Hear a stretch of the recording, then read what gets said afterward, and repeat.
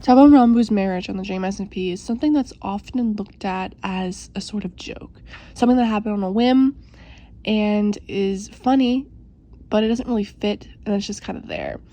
I disagree strongly. I think their relationship and their marriage makes total sense for their characters. It has a long development, and it helps their characters a lot in their development in the future. Tubbo and Ranboo first met on the Dream SMP canonically when Ranboo first joined, and Tubbo gave him a tour as the president of New Lamamberg. This tour sort of kicked off their friendship. They were joking around a lot and having fun together. This is also where they first meet Michael, who becomes very, very, very important later on. But for now, they just kind of put him in a hole and plan to rescue him later. He sort of represents their friendship because it's the very first time they hung out. And then, directly after that, the exile conflict starts, which I'm not going to go into too much because it doesn't really focus that much on Tubbo and Ranboo's relationship. But from that conflict, Ranboo becomes Tubbo's Minutes Man, which is funny considering how Ranboo, when first joining the server, originally intended to run for president. So that makes Tubbo and Ranboo sort of political rivals, I guess, but they don't act like it. They act like friends, because that's what they are. And they make a plan that if in the next election, which never actually happens, that if Tubbo wins, Ranboo will be vice, and if Ranboo wins, Tubbo will be vice. And this pact demonstrates how they have gotten closer, and also how Tubbo sort of trusts Ranboo, and trusts Ranboo with Lamamberg, which is very clear in a conversation they have directly after the actual, well, not directly after, but after the exile, where they're on a cliff and looking over New Lamamberg, and Tubbo opens up to Ranboo, which is something that doesn't do a lot with really any people ever. But he talks about how he thinks he's messed up and how he never really wanted any of this and how he thinks Ranboo will do much better as president. And Ranboo reassures him and says, "You're doing your best. It's okay." This is one of the very first big milestones of their relationship because they're opening up to each other and they're comforting each other in a very, very hard time of New Lamamberg. And then from this point, they basically just sort of hang out almost every day, just doing projects around New Lamamberg, such as the Bee Dome and such, and all that stuff, while the conflict is building and while tensions are rising, and while technically Ranboo is sort of betraying Tubbo. I say sort of because Ranboo doesn't really view it as that. He just views it as being everyone's friend, and we know from the future that Tubbo doesn't really view it as that either. We also get sort of hints at how much Tubbo cares for Ranboo and vice versa, with the way that Tubbo opens up to Ranboo about how he feels like he's becoming schlad and everyone's leaving him, and how he asks Ranboo that he'll forever be loyal to him, which Ranboo replies yes. And also just subtle things like, for example, when Technoblade comes to get the weapons back when Tubbo's not there, Ranboo does give the weapons under wither threat. When Tubbo first comes back, he doesn't ask why he gave away the weapons, doesn't ask what the weapons are. The first thing he asks is if Ranboo's okay.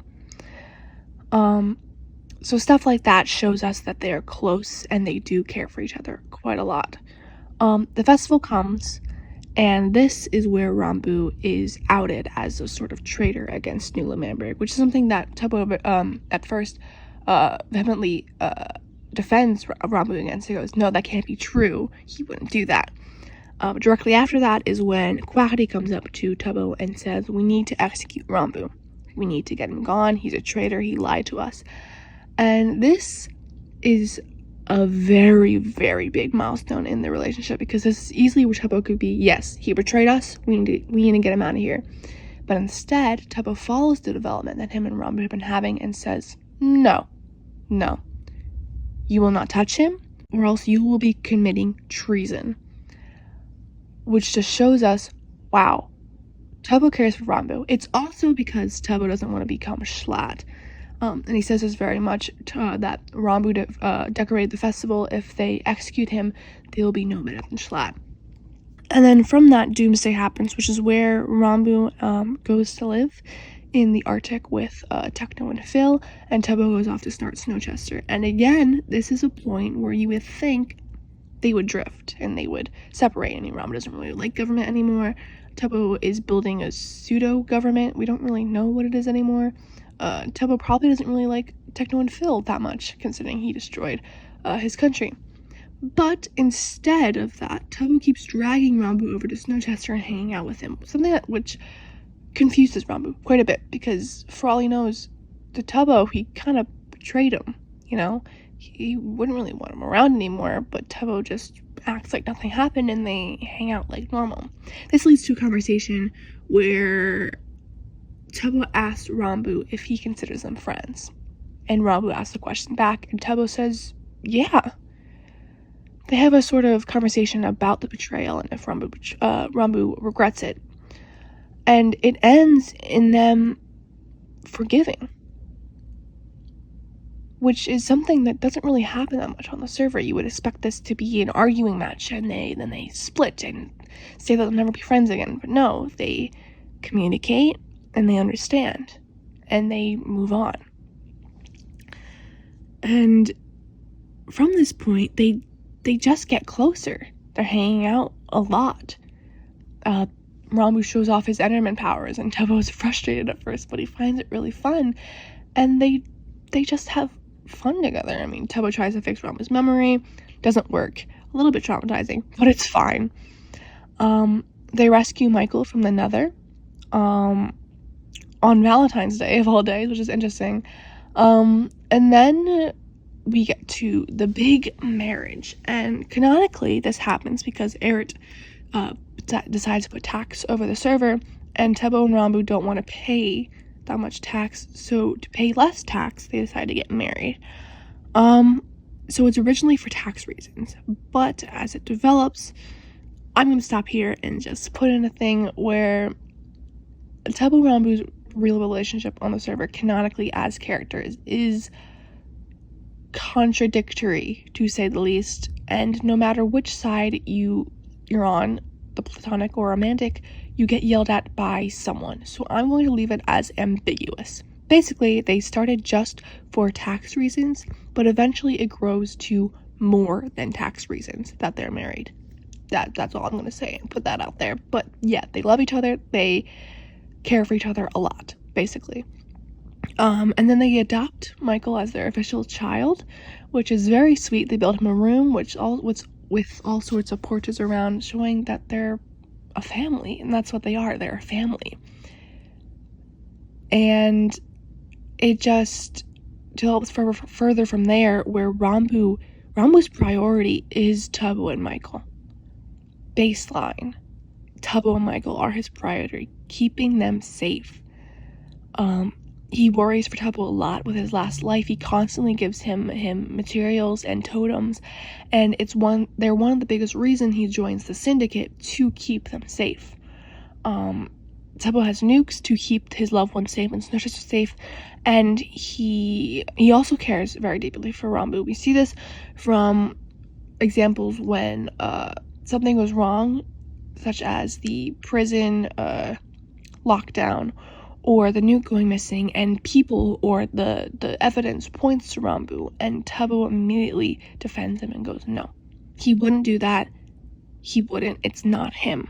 Stuff like that really shows their sort of bond and how much they just care for each other. They build a whole mansion to live in. They care deeply for Michael, so much so that they threaten literally anyone who comes close to him, and they're a family. I made this video to just sort of point out the development that they go through, and also just how resilient they are, because Tubbo and Ranboo's relationship has been threatened and had challenges thrown at them over and over and over.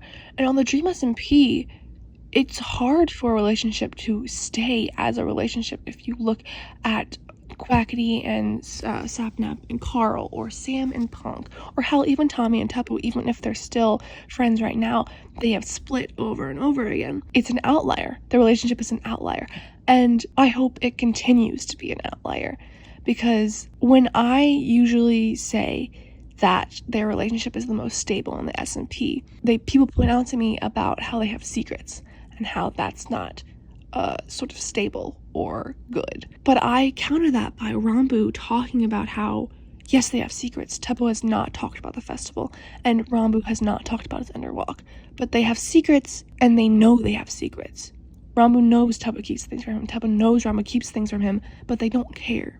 They don't need to know everything about each other. They don't need to know their deepest, darkest secrets to still care for each other. And that's the big thing here. They know they keep things from each other, but they don't care. They just want to be together. That's why I hope in the future, even if those secrets are unveiled and it does cause conflict, that they stay together, because I feel like that'd be a lot more powerful than them breaking up or something like that.